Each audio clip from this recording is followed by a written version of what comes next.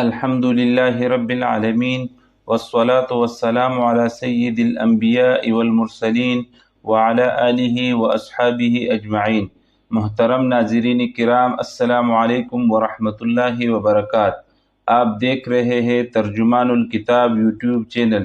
گزشتہ 2 حصوں میں ہم نے جو موضوع عقیدہ حیات النبی صلی اللہ علیہ وسلم پر امت کے اجماع کا شروع کیا تھا، آج اسی موضوع کو مزید آگے بڑھائیں گے اور قبر میں پیش آنے والے حالات و واقعات کے بارے میں بات کریں گے۔ یہ موضوع طویل ہے، اس لیے اسے ہم کئی حصوں میں مکمل کر رہے ہیں تاکہ ہر دل اور ہر حقیقت کو کھل کر سمجھا جا سکے۔ لہٰذا آپ سے گزارش ہے کہ ویڈیو کو آخر تک دھیان سے دیکھیے، کیونکہ آج ہم ان نکات پر گفتگو کریں گے جو اکثر لوگ نظر انداز کر دیتے ہیں۔ تو آئیے کتاب آپ کے مسائل اور ان کا حل سے آج کا منتخب حصہ سماعت فرمائیے۔ قبر میں پیش آنے والے حالات و واقعات۔ احادیث شریفہ میں ان حالات و واقعات کو بڑی تفصیل سے ذکر کیا گیا ہے جو میت کو قبر میں پیش آتے ہیں۔ ان میں غور کرنے سے معلوم ہوتا ہے کہ یہ حالات اسی قبر میں پیش آتے ہیں، اور یہ کہ ان حالات کا تعلق میت کے جسم سے بھی ہے۔ یہاں چند احادیث ذکر کی جاتی ہے، ان کے بعد قبر میں پیش آنے والے حالات کا ایک خاکہ پیش کیا جائے گا۔ نمبر 1، صحیح بخاری جلد 1 صفحہ 183 184، صحیح مسلم جلد 2 صفحہ 386، ابو داود جلد 2 صفحہ 654، نسائی جلد 1 صفحہ 288، شرح سنہ جلد 5 صفحہ 415۔ ترجمہ۔ حضرت انس بن مالک رضی اللہ عنہ سے روایت ہے کہ رسول اللہ صلی اللہ علیہ وسلم نے ارشاد فرمایا کہ بندے کو جب اس کی قبر میں رکھا جاتا ہے اور اس کو دفن کرنے والے اس کے دفن سے فارغ ہو کر لوٹتے ہیں تو وہ ان کے جوتوں کی آہٹ سنتا ہے۔ تب اس کے پاس 2 فرشتے آتے ہیں، اس کو بٹھاتے ہیں، پھر اس سے کہتے ہیں کہ تو اس شخص یعنی محمد صلی اللہ علیہ وسلم کے بارے میں کیا کہتا تھا؟ پس اگر مردہ مومن ہو تو کہتا ہے کہ میں شہادت دیتا ہوں کہ آپ صلی اللہ علیہ وسلم اللہ کے بندے اور اس کے رسول ہیں۔ پھر اس سے کہا جاتا ہے کہ اپنے دوزخ کے ٹھکانے کی طرف دیکھ، اللہ تعالیٰ نے تجھے اس کے بدلے میں جنت کا ٹھکانہ عطا فرمایا ہے۔ آن حضرت صلی اللہ علیہ وسلم نے ارشاد فرمایا کہ پس وہ جنت اور دوزخ دونوں میں اپنے ٹھکانوں کو دیکھتا ہے۔ قتادہ رحمہ اللہ کہتے ہیں کہ ہم سے یہ ذکر کیا گیا کہ پھر اس کی قبر کشادہ کر دی جاتی ہے، لیکن کافر اور منافق وہ فرشتوں کے سوال کے جواب میں کہتا ہے کہ میں نہیں جانتا کہ یہ کون ہے، میں تو ان کے بارے میں وہی بات کہتا تھا جو دوسرے کافر لوگ کہتے تھے۔ پس اس سے کہا جاتا ہے کہ نہ تو نے خود جانا اور نہ کسی جاننے والے کے پیچھے چلا۔ پھر لوہے کے ہتھوڑے سے اس کے کانوں کے درمیان مارا جاتا ہے، جس سے وہ ایسا چلاتا ہے کہ جن و انس کے علاوہ قریب کی ساری مخلوق سنتی ہے۔ نمبر 2، صحیح بخاری جلد 1 صفحہ 185، جلد 2 صفحہ 1043، ترمذی جلد 2 صفحہ 53۔ یہی روایت حضرت ابو امامہ رضی اللہ عنہ سے بھی مروی ہے۔ ملاحظہ ہو، موارد الزمان صفحہ 445، مجموع الزوائد جلد 1 صفحہ 76، کنز العمال جلد 14 صفحہ 537 538، مستدرک حاکم جلد 2 صفحہ 210۔ ترجمہ۔ جناب رسول اللہ صلی اللہ علیہ وسلم کی عادت شریفہ تھی کہ فجر کی نماز پڑھ کر اپنے یارو اصحاب کی طرف متوجہ ہو کر فرمایا کرتے تھے کہ تم میں سے رات کو کسی نے کوئی خواب تو نہیں دیکھا؟ اگر کوئی دیکھتا تو عرض کر دیا کرتا تھا۔ آپ صلی اللہ علیہ وسلم کچھ تعبیر ارشاد فرما دیا کرتے تھے۔ عادت کے موافق ایک بار سب سے پوچھا کہ کسی نے کوئی خواب دیکھا ہے؟ سب نے عرض کیا کوئی نہیں دیکھا۔ آپ صلی اللہ علیہ وسلم نے فرمایا کہ میں نے آج رات ایک خواب دیکھا ہے کہ 2 شخص میرے پاس آئے اور میرا ہاتھ پکڑ کر مجھ کو ایک زمین مقدس کی طرف لے چلے۔ دیکھتا کیا ہوں کہ ایک شخص بیٹھا ہوا ہے اور دوسرا کھڑا ہوا ہے اور اس کے ہاتھ میں لوہے کا زنبور ہے، اس بیٹھے ہوئے کے گلے کو اس سے چیر رہا ہے یہاں تک کہ گدی تک جا پہنچتا ہے، پھر دوسرے کلے کے ساتھ بھی یہی معاملہ کر رہا ہے اور پھر وہ کلا اس کا درست ہو جاتا ہے، پھر اس کے ساتھ ایسا ہی کرتا ہے۔ میں نے پوچھا یہ کیا بات ہے؟ وہ دونوں شخص بولے آگے چلو۔ ہم آگے چلے، یہاں تک کہ ایک ایسے شخص پر گزر ہوا جو کہ لیٹا ہوا ہے، سر پر ایک شخص ہاتھ میں بڑا بھاری پتھر لیے کھڑا ہے، اس سے اس کا سر نہایت زور سے پھوڑتا ہے۔ جب وہ پتھر اس کے سر پر دے مارتا ہے، پتھر لڑک کر دور جا گرتا ہے، پھر وہ اس کے اٹھانے کے لیے جاتا ہے تو اب تک لوٹ کر اس کے پاس نہیں آنے پاتا کہ اس کا سر پھر اچھا خاصا جیسا تھا ویسا ہی ہو جاتا ہے، اور وہ پھر اس کو اسی طرح پھوڑتا ہے۔ میں نے پوچھا یہ کیا ہے؟ وہ دونوں بولے آگے چلو۔ ہم آگے چلے، یہاں تک کہ ہم ایک غار پر پہنچے جو مثل تنور کے تھا، نیچے سے فراخ تھا اور اوپر سے تنگ۔ اس میں آگ جل رہی تھی اور اس میں بہت سے ننگے مرد اور عورت بھرے ہوئے ہیں۔ جس وقت وہ آگ اوپر کو اٹھتی ہے اس کے ساتھ وہ سب اٹھ آتے ہیں، یہاں تک کہ قریب نکلنے کے ہو جاتے ہیں، پھر جس وقت بیٹھتی ہے وہ بھی نیچے چلے جاتے ہیں۔ میں نے پوچھا یہ کیا ہے؟ وہ دونوں بولے آگے چلو۔ ہم آگے چلے، یہاں تک کہ ایک خون کے نہر پر پہنچے، اس کے بیچ میں ایک شخص کھڑا ہے اور نہر کے کنارے پر ایک شخص کھڑا ہے، وہ اس کے سامنے بہت سے پتھر پڑے ہیں۔ وہ نہر کے اندر والا شخص نہر کے کنارے کی طرف آتا ہے، جس وقت نکلنا چاہتا ہے کنارے والا شخص اس کے منہ پر ایک پتھر اس زور سے مارتا ہے کہ وہ پھر اپنی پہلی جگہ پر جا پہنچتا ہے۔ پھر جب کبھی وہ نکلنا چاہتا ہے تو اسی طرح وہ پتھر مار کر اس کو ہٹا دیتا ہے۔ میں نے پوچھا یہ کیا ہے؟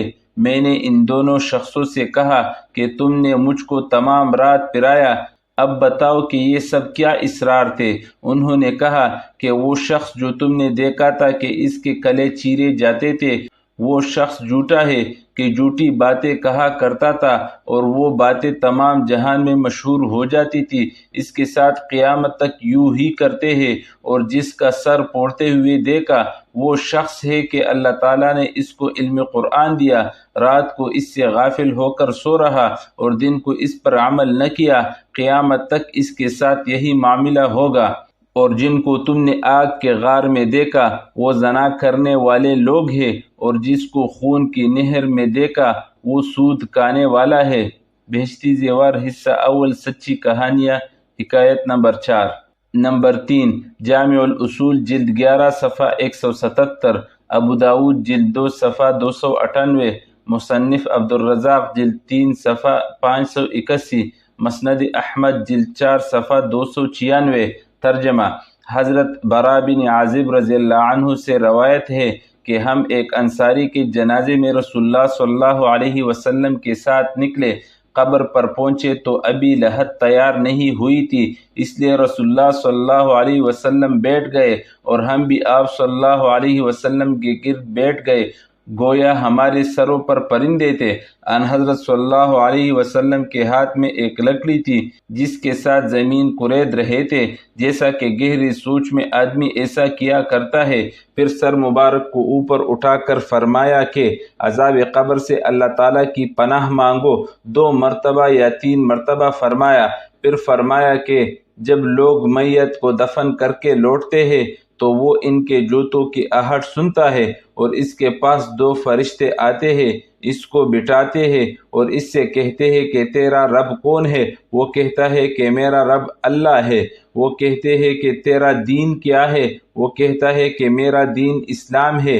وہ کہتے ہیں کہ یہ آدمی کون تھا جو تم میں بھیجا گیا تھا؟ وہ کہتا ہے کہ وہ محمد الرسول اللہ صلی اللہ علیہ وسلم ہے۔ فرشتے کہتے ہیں کہ تجھے کیسے معلوم ہوا؟ وہ کہتا ہے کہ میں نے اللہ تعالیٰ کی کتاب پڑھی، میں اس پر ایمان لایا اور میں نے ان حضرت صلی اللہ علیہ وسلم کی تصدیق کی۔ حق تعالی شانہ کے ارشاد: یثبت اللہ الذین آمنوا بالقول الثابت فی الحیاۃ الدنیا وفی الآخرہ، سورہ ابراہیم آیت 27۔ اللہ تعالیٰ ایمان والوں کو اس پکی بات یعنی کلمہ طیبہ کی برکت سے دنیا اور آخرت میں مضبوط رکھتا ہے۔ میں جس تثبیت کا ذکر ہے اس سے مردے کا نکیرین کے سوال و جواب میں ثابت قدم رہنا مراد ہے۔ پھر ایک منادی آسمان سے آواز دیتا ہے کہ میرے بندے نے سچ کہا، اس کے لیے جنت سے فرش بچھاؤ، اس کو جنت کا لباس پہنچاؤ اور اس کے لیے جنت کی طرف دروازہ کھول دو۔ چنانچہ اس کے لیے جنت کا دروازہ کھول دیا جاتا ہے، پس اس کو جنت کی ہوا اور خوشبو آتی ہے اور حد نظر اس کی قبر کشادہ کر دی جاتی ہے۔ پھر آپ صلی اللہ علیہ وسلم نے کافر کی موت کا ذکر کرنے کے بعد اس کی قبر کی حالات کو ذکر کرتے ہوئے فرمایا کہ اس کی روح اس کے بدن میں لوٹا دی جاتی ہے اور 2 فرشتے اس کے پاس آتے ہیں، وہ اس کو بٹھاتے ہیں، پھر اس سے کہتے ہیں کہ تیرا رب کون ہے؟ وہ کہتا ہے ہاں میں نہیں جانتا۔ وہ کہتے ہیں کہ تیرا دین کیا ہے؟ وہ کہتا ہے ہاں میں نہیں جانتا۔ وہ کہتے ہیں کہ یہ کون آدمی تھا جو تم میں بھیجا گیا؟ وہ کہتا ہے ہاں میں نہیں جانتا۔ پس آسمان سے ایک منادی آواز دیتا ہے کہ یہ جھوٹ بولتا ہے، اس کے لیے آگ کا فرش بچھاؤ، اس کو آگ کا لباس پہناؤ اور اس کے لیے دوزخ کے طرف دروازہ کھول دو۔ چنانچہ دوزخ کی طرف دروازہ کھول دیا جاتا ہے، پس اس کو دوزخ کی گرمی اور اس کی لو پہنچتی ہے اور اس کی قبر تنگ ہو جاتی ہے، یہاں تک کہ پسلیاں ایک دوسرے میں نکل جاتی ہے، نعوذ باللہ۔ پھر اس پر ایک اندھا بہرا فرشتہ مقرر کر دیا جاتا ہے جس کے ہاتھ میں لوہے کا گرز ہوتا ہے، اگر وہ گرز پہاڑ پر مار دیا جائے تو وہ مٹی ہو جائے۔ وہ کافر مردے کو اس گرز سے ایسی مار مارتا ہے جس کو جنوں اور انسانوں کے سوا مشرق و مغرب کے درمیان کے سارے حیوان سنتے ہیں۔ وہ گرز لگنے سے مٹی ہو جاتا ہے، پھر اس میں دوبارہ روح لوٹائی جاتی ہے۔ نمبر 4، مستدرک حاکم جلد 1 صفحہ 379، ابن حبان جلد 6 صفحہ 65، موارد زمان صفحہ 197 198، ابن ماجہ صفحہ 315، ترمذی جلد 1 صفحہ 127۔ ترجمہ: حضرت ابو ہریرہ رضی اللہ عنہ سے روایت ہے کہ نبی کریم صلی اللہ علیہ وسلم نے ارشاد فرمایا کہ جب لوگ مردے کو دفنا کر واپس لوٹتے ہیں تو مردہ ان کے جوتوں کی آہٹ سنتا ہے، پھر اگر مردہ مومن ہو تو نماز اس کے سر کی طرف ہوتی ہے، روزہ دائیں طرف ہوتا ہے، زکوٰۃ بائیں جانب ہوتی ہے اور دوسری نفلی عبادتیں مثلا صدقہ، نفل نماز، صلہ رحمی، لوگوں کے ساتھ بھلائی اور حسن سلوک کرنا اس کی پائنتی کی طرف ہوتے ہیں۔ اگر کوئی اس کے سر کی طرف آنا چاہے تو نماز کہتی ہے کہ ادھر راستہ نہیں، اور اگر دائیں جانب سے آنا چاہے تو روزہ کہتا ہے کہ ادھر سے کوئی راستہ نہیں، اور اگر بائیں جانب سے آنا ہے تو زکوٰۃ کہتی ہے ادھر سے کوئی راستہ نہیں، اور پاؤں کی طرف سے آنا چاہے تو نفلی عبادتیں کہتی ہے کہ ادھر سے کوئی راستہ نہیں۔ پھر فرشتے منکر و نکیر اس کو کہتے ہیں کہ اٹھ کر بیٹھ، وہ بیٹھ جاتا ہے تو اس کو ایسا لگتا ہے گویا سورج غروب ہونے کے قریب ہے۔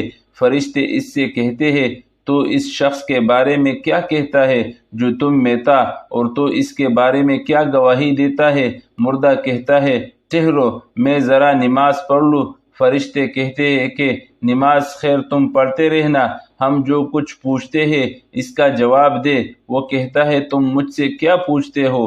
وہ کہتے ہیں یہی جو ہم نے سوال کیا ہے اس کا جواب دو۔ وہ کہتا ہے ذرا ٹھہرو میں نماز پڑھ لوں۔ وہ کہتے ہیں یہ تو خیر تم کرتے رہو گے، ہم تجھ سے جو کچھ پوچھتے ہیں وہ ہمیں بتاؤ۔ وہ کہتا ہے اور تم مجھ سے پوچھتے کیا ہو؟ وہ کہتے ہیں ہمیں یہ بتا کہ یہ شخص جو تم میں تھا اس کے بارے میں تو کیا کہتا ہے اور کیا شہادت دیتا ہے؟ وہ کہتا ہے کہ تمہاری مراد حضرت محمد صلی اللہ علیہ وسلم سے ہے، میں گواہی دیتا ہوں کہ وہ اللہ کے بندے ہیں۔ آپ صلی اللہ علیہ وسلم ہمارے پاس اللہ تعالیٰ کے پاس سے حق اور سچا دین لے کر آئے۔ پھر اس سے کہا جاتا ہے کہ تو اسی عقیدے پر جیا، اسی پر مرا اور انشاءاللہ اسی پر اٹھایا جائے گا۔ پھر اس کے لیے دوزخ کی طرف دروازہ کھول کر بتایا جاتا ہے کہ دیکھ اگر تو نافرمان ہوتا تو دوزخ میں تیرا یہ ٹھکانہ تھا، اور اللہ تعالیٰ نے تیری سزا کے لیے یہ سامان تیار کر رکھا تھا۔ اس سے اس کی مسرت اور شادمان میں اضافہ ہو جاتا ہے۔ پھر اس کے لیے جنت کی طرف دروازہ کھول کر بتایا جاتا ہے کہ دیکھ، اب جنت میں یہ تیرا گھر ہے، اور اللہ تعالیٰ نے تیری راحت کا یہ سامان تیار کر رکھا ہے۔ اور حق تعالی شانو کے مندرجہ ذیل ارشاد کا یہی مطلب ہے، یثبت اللہ الذین آمنوا بالقول الثابت فی الحیاۃ الدنیا وفی الآخرہ، سورہ ابراہیم آیت 27۔ ترجمہ: اللہ تعالیٰ ایمان والوں کو اس پکی بات یعنی کلمہ طیبہ کی برکت سے دنیا اور آخرت میں مضبوط رکھتا ہے۔ پھر اس سے کہا جاتا ہے کہ سو جاؤ، جیسی دلہن سو جاتی ہے کہ اس کی محبوب ترین شخصیت کے سوا کوئی نہیں جگا سکتا۔ اگر مردہ کافر ہو تو اگر اس کے سر کی طرف سے آنا چاہے تو کوئی روکنے والا نہیں، دائیں طرف سے آنا چاہے تو وہاں بھی کوئی موجود نہیں، بائیں طرف سے آنا چاہے تو ادھر بھی کوئی چیز موجود نہیں، اور اگر پائنتی کی طرف سے آنا چاہے تو اس جانب بھی کوئی روکنے والا چیز موجود نہیں۔ چنانچہ فرشتے اس کو کہتے ہیں بیٹھ جا، وہ خوفزدہ اور مرعوب ہو کر بیٹھ جاتا ہے۔ فرشتے کہتے ہیں یہ کون شخص تھا جو تم میں موجود تھا، اور تو اس کے بارے میں کیا گواہی دیتا ہے؟ وہ کہتا ہے کون سا آدمی؟ فرشتے کہتے ہیں کہ یہی شخص جو تم میں تھا، لیکن وہ نہیں سمجھتا کہ کس آدمی کے بارے میں پوچھ رہے ہیں۔ پھر فرشتے آن حضرت صلی اللہ علیہ وسلم کے نامی لے کر کہتے ہیں کہ محمد صلی اللہ علیہ وسلم کے بارے میں کیا کہتے ہو؟ وہ کہتا ہے کہ میں نے لوگوں کو ان کے بارے میں ایک بات کہتے ہوئے سنا تو میں نے بھی وہی بات کی کہ نعوذ باللہ آپ سچے نہیں۔ فرشتے کہتے ہیں کہ تو اسی عقیدے پر جیا، اسی پر مرا، اور انشاءاللہ اسی پر اٹھایا جائے گا۔ پھر اس کے لیے جنت کی طرف دروازہ کھول کر اس سے کہا جاتا ہے کہ دیکھ، اگر تو فرمان بردار ہوتا تو تیری یہ جگہ تھی، اور اللہ تعالیٰ نے تیری راحت کا یہ سامان تیار کر رکھا تھا۔ بس اس کی حسرت و ہلاکت میں اضافہ ہو جاتا ہے۔ پھر اس کی قبر تنگ کر دی جاتی ہے، یہاں تک کہ اس کی پسلیاں ایک دوسرے میں سے نکل جاتی ہے، اور یہی مطلب ہے حق تعالی شانو کے اس ارشاد کا فَإِنَّ لَهُ مَعِيشَةً ضَنْكَ وَنَحْشُرُهُ يَوْمَ الْقِيَامَةِ أَعْمَى، سورہ طٰہٰ آیت 124۔ ترجمہ: اور جو شخص میری اس نصیحت اعراض کرے گا تو اس کے لیے تنگی کا جینا ہوگا، اور قیامت کے روز ہم اس کو اندھا کر کے قبر سے اٹھائیں گے۔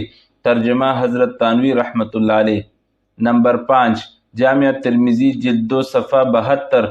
ترجمہ: حضرت ابو سعید خدری رضی اللہ عنہ سے روایت ہے کہ ایک بار آن حضرت صلی اللہ علیہ وسلم اپنے مصلی پر تشریف لائے تو دیکھا کہ کچھ لوگ ہنس رہے ہیں۔ یہ دیکھ کر فرمایا کہ سنو، اگر تم لذتوں کو چور چور کرنے والی چیز کو کثرت سے یاد کرتے تو وہ تم کو اس حالت سے مشغول کر دیتی جو میں دیکھ رہا ہوں۔ پس لذت کو توڑنے والی چیز یعنی موت کو کثرت سے یاد کیا کرو، کیونکہ قبر پر کوئی دن نہیں گزرتا ہے جس میں یہ بات نہ کہتی ہو کہ میں بے وطنی کا گھر ہوں، میں تنہائی کا گھر ہوں، میں مٹی کا گھر ہوں، میں کیڑوں کا گھر ہوں۔ پھر جب بندہ مومن اس میں دفن کیا جاتا ہے تو قبر اس کو خوش آمدید کہنے کے بعد کہتی ہے کہ میرے پشت پر جتنے لوگ چلتے تھے تم ان میں مجھے سب سے زیادہ محبوب تھا۔ آج جب کہ تو میرے سپرد کیا گیا ہے اور مجھ تک پہنچا ہے تو دیکھ لے گا کہ میں تجھ سے کیسا اچھا برتاؤ کرتی ہوں۔ چنانچہ وہ اس کے لیے حد نظر تک کشادہ ہو جاتی ہے، اور اس کے لیے جنت کی طرف ایک دروازہ کھول دیا جاتا ہے۔ اور جب بدکار یا کافر دفن کیا جاتا ہے تو قبر کہتی ہے کہ تیرا آنا نامبارک ہے، میری پشت پر جتنے لوگ چلتے پھرتے تھے تو ان میں مجھے سب سے زیادہ مبغوض تھا۔ آج جب کہ تو میرے حوالے کیا گیا ہے اور میرے پاس پہنچا ہے تو دیکھ لے گا کہ میں تجھ سے کیسا برا سلوک کرتی ہوں۔ پس قبر اس پر مل جاتی ہے، یہاں تک کہ اس کو اس قدر بینچ دیتی ہے کہ ادھر کی ہڈیاں ادھر نکل جاتی ہے۔ اس کو سمجھانے کے لیے آن حضرت صلی اللہ علیہ وسلم نے ہاتھوں کی انگلیاں ایک دوسرے میں ڈالی، فرمایا اور اس پر 70 زہریلے سانپ مسلط کر دیے جاتے ہیں۔ یہ سانپ اس قدر زہریلے ہیں کہ اگر ان میں سے ایک زمین پر پونک مارے تو رہتی دنیا تک زمین پر کوئی سبزہ نہ اگے۔ پس وہ سانپ اسے ہمیشہ نوچتے اور کاٹتے رہتے ہیں یہاں تک کہ اسے قیامت کے دن حساب کے لیے پیش کیا جائے گا۔ حضرت ابو سعید خدری رضی اللہ عنہ فرماتے ہیں کہ آن حضرت صلی اللہ علیہ وسلم نے فرمایا کہ قبر یا تو جنت کے باغوں میں سے ایک باغ ہے یا دوزخ کے گڑھوں میں سے ایک گڑھا ہے۔ مندرجہ بالا چند احادیث بطوری نمونہ ذکر کی ہے، ان میں جو مضامین ذکر فرمائے گئے ہیں ان کا خلاصہ درج ذیل عنوانات کے تحت پیش کیا جاتا ہے۔ محترم ناظرین کرام، آج کی ویڈیو میں یہاں تک، اور انشاءاللہ اگلی ویڈیو میں میت کا دفن کرنے والے کے جوتوں کے آہٹ سننا اور اس کے ساتھ ساتھ دوسرے اہم موضوعات پر بات کو آگے بڑھائیں گے۔ اللہ تعالی ہمیں نبی کریم صلی اللہ علیہ وسلم کی سچی محبت، ان کی عزت و تعظیم اور ان کے مقام کو صحیح طور پر پہچاننے کی توفیق عطا فرمائے۔ اللہم ارنا الحق حقا وارزقنا اتباعہ وارنا الباطل باطلا وارزقنا اجتنابہ۔ پیارے ناظرین، آپ کے خیال میں آج کے دور میں نبی کریم صلی اللہ علیہ وسلم کی حیاتی برزخی کے عقیدے کو کیوں غلط سمجھا جاتا ہے؟ اپنی رائے کمنٹ میں ضرور بتائیے۔ اگر آپ کو یہ ویڈیو فائدہ مند لگی ہو تو لائک کریں، کمنٹ کریں، شیئر کریں، اور ترجمان الکتاب یوٹیوب چینل کو سبسکرائب ضرور کریں، کیونکہ اگلی قسط میں ہم بیان کریں گے قرآن و سنت سے براہ راست دلائل حیات النبی صلی اللہ علیہ وسلم۔ جزاکم اللہ خیرا و احسن الجزاء، والسلام علیکم ورحمۃ اللہ وبرکاتہ۔